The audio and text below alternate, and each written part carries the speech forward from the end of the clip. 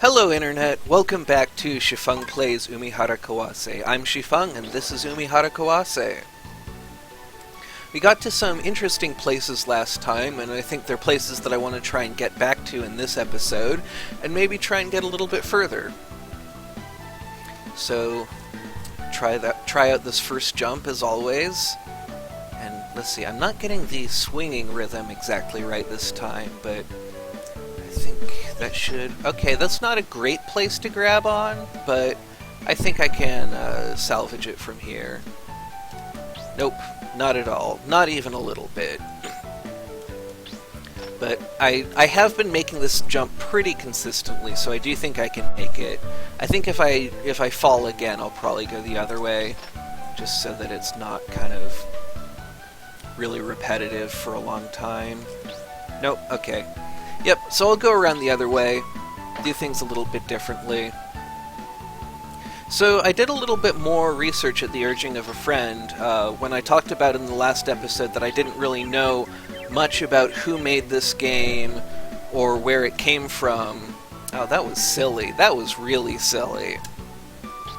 Alright, so yeah, I didn't hardly know anything about it. I still don't remember the name of the person who made it, but it turns out it was really made by one guy, and I read an interview with him that I will try to find again and link in the description, because it was a pretty interesting interview. Basically, he made it kind of out of this patchwork of ideas of just whatever sounded good to him. And, you know, he tried out different things, and I think the first thing he decided was the name. He heard, like, a discussion on TV of this fisherman's proverb about, like, which parts of fish are best. And I don't remember the exact phrasing, but it's something like, river fish have good meat on the belly, and then sea fish have good meat on the back, or maybe the opposite way, I don't remember. But anyway, he heard this proverb, and he thought, hey, that would make a good name for a game. And he knew that he wanted to make this kind of very tricky, very gameplay-oriented, and kind of physics-based game. And he tried out a bunch of different ideas, and the one that he settled on was a wire action game. And so he kind of just pieced this game together, going, you know, okay, I want a wire action game. I want it to involve fish somehow because of the name. And, you know, gradually what came together was this. Now, I'm going to go back the way that I went last time, because I got to some pretty interesting places that I haven't seen, and I've gotten even a little bit further since then in my practice runs. Let's see, I'll just have to wait for this snail to go around. I thought maybe I could snag it, but it's safer to just let it go around. Now I just have to not get hit there. Right, I have to do exactly not that. So today's run is not starting up especially well. I've already lost a couple of lives. I think I picked up the extra life in the corner down here. Yeah, already picked that up, and I'm already at 9 lives, which means I've lost 2. And one day I will learn that which direction I'm facing when I grapple upwards like that matters. But until then, I will continue to be facing completely the wrong direction. Now I'm just going to let it go around again. And then I will come up here. And this jump should be easy. There we go. Got that, and through the door.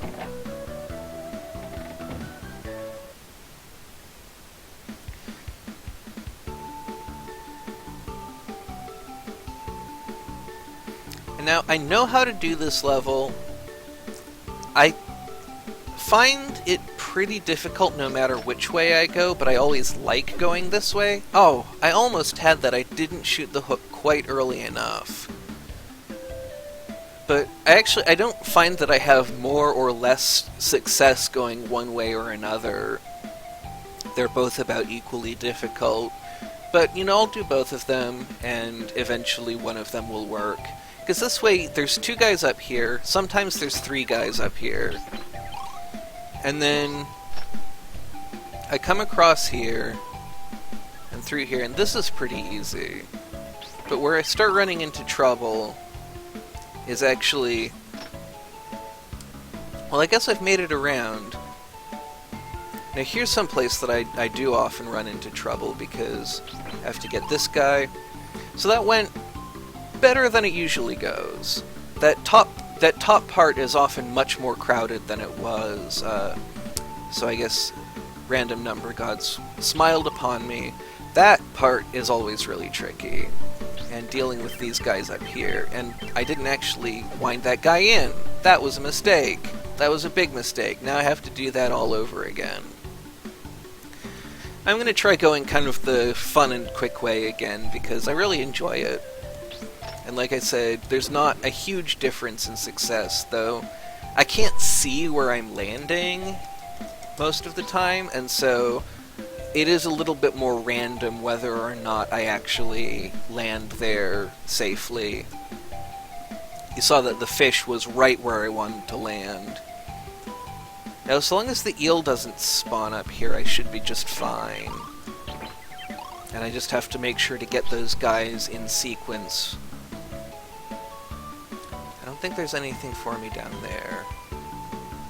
So I'll just carry on.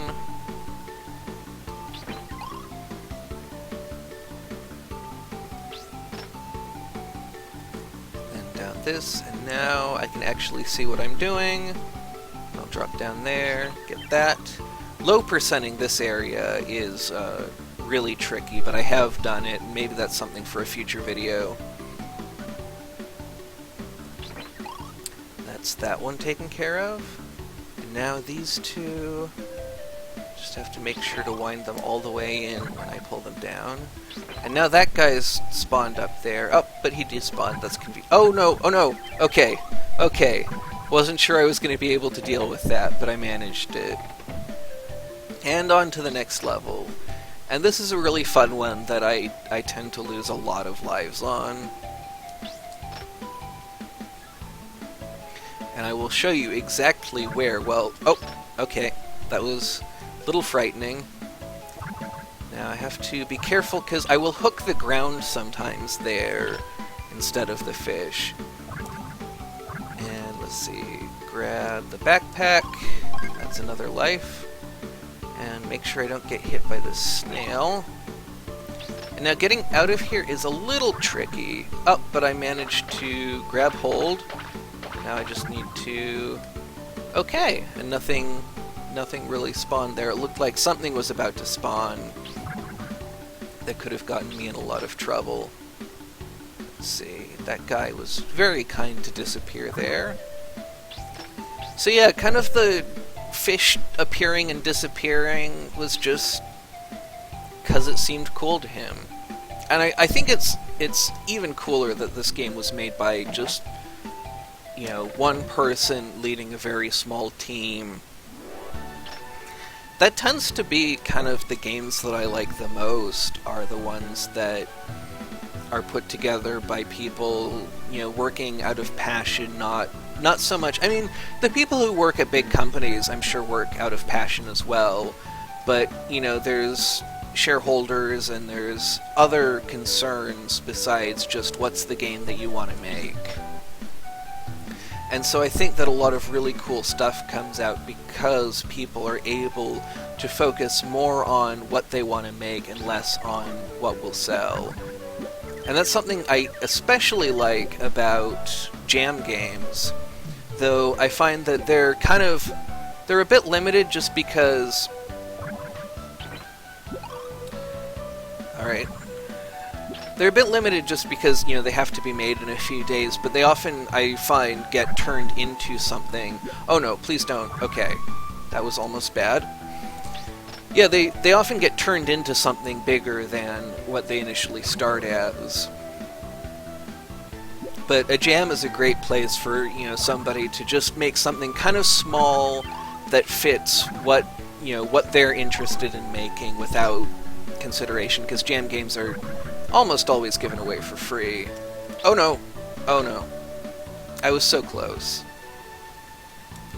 I do think I can make it through here before I lose all of my lives.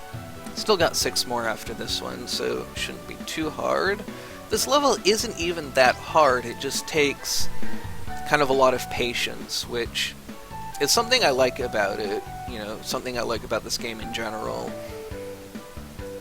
I am, in some ways, a very patient person, and in some ways a very impatient person, and I like that this game really challenges kind of my ability to be patient and work through. And I'm working on a video for another game called Our Darker Purpose. I haven't been able to get one that's up to my standards yet. Boy, am I just going to get sniped by that thing every time. Alright, there we go.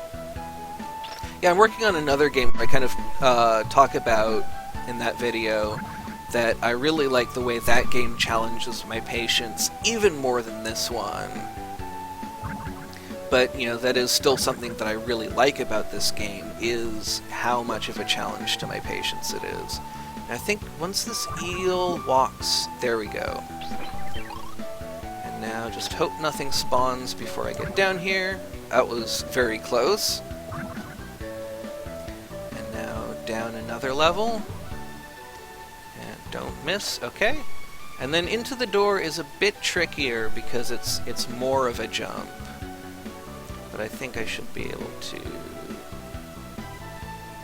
Let's see, I think if I let it out a bit more, and then... There we go. And on to the next level. And I don't think I've done this level on camera yet, so... Oh yeah, I think I've only been to this level like once, and I really like it, but I have no idea... Well, okay, I have some idea how to beat it, because the first thing you have to do is not that. But yeah, or that's also something I should not do. Yeah, I got to this level in my practicing, and I spent quite a lot of time on it, but I was not able to find any kind of scene that I could get into. Now it almost seems like I should be able to kind of sling my way over this block with the cord, but I'm not actually seeing that. And if I go over to the right there, I will get crushed by that falling platform, so I will have to move quickly if I want to make it through there at all. And I'm a little bit afraid to do so. Oh, there we go, okay. Okay, now I should be able to... There we go! Alright! I was not sure that was going to be possible, and I think that the way that I'm supposed to go, or the kind of the less... Oh, wow, I haven't actually run into one of these squid before. I've seen them in videos. These ink clouds are pretty tricky to deal with, but I think I can get around it like that. Now, I don't even know what direction I'm going at this point. I think those elevators look promising. I wonder if there's anything I can hook onto up through here. It almost looks like I can. Now I just have to be careful not to be crushed by one of these, which is very likely to happen. Oh, yeah, no, I can't really get through there. I think those are too close together. Now, is there anywhere I can go off to the left? It certainly looks that way. It doesn't look like there's really anything to do over here, but it certainly looks like there is... Oh, there's a door up there! That's good to know about. So maybe that's our ultimate destination here. Oh, okay. That went over my head the last time. I'm not sure exactly how big the hitbox is for those. Well, if I go right through the middle of it, that's not going to get me anywhere. So I think after this puff... There we go. Yeah, they're far enough apart that I can do that. So I guess I'm probably going to try and take one of these elevator blocks and hope I don't get hit by the Okay. Eel, not eel, squid. Octopus? I guess it's an octopus. Boy, getting up this elevator is going to require some interesting timing. Oh, of course, I'm being silly and not thinking like an Umihara Kawase player. Now I have a bit more... Well, nope, that's not going to work. I think that way I'll have a bit more leeway to kind of move up and down and time... Oh, no, not if I do that. And she kind of, when she's stunned like that, she kind of spins and moves, and I can't really control where I'm moving at all. So getting through here is going to be very tricky. But I can do that. I'll stay on this platform until... Oh no, that doesn't work. I feel like I have a pretty good sense of what I need to do, though. I need to kind of... Well, no, because the timing is different every time, it seems. Alright, so, nope, that was a little bit too high. So I think what I need to do is hang on to that, stay on there. No, I don't reel it in fast enough to get through there, so I really just have to work on kind of picking and choosing. That should be perfect. Now, nope, and I'm just going to fall off it again. That's really frustrating. I wonder if I have to actually... Let's see, this is not going to work. So first of all, I have to time this one so that I go under a cloud. And don't have to, because I can't jump over them, see, there. And that made me fall into them. So first I have to time it so that I get past the first octopus. And then once I've gotten past him, I think I have to actually hook right away and pull myself someplace else. So after that, I can go through... nope, didn't act quite quickly enough. So I'll wait for the next cloud, and then I will go through.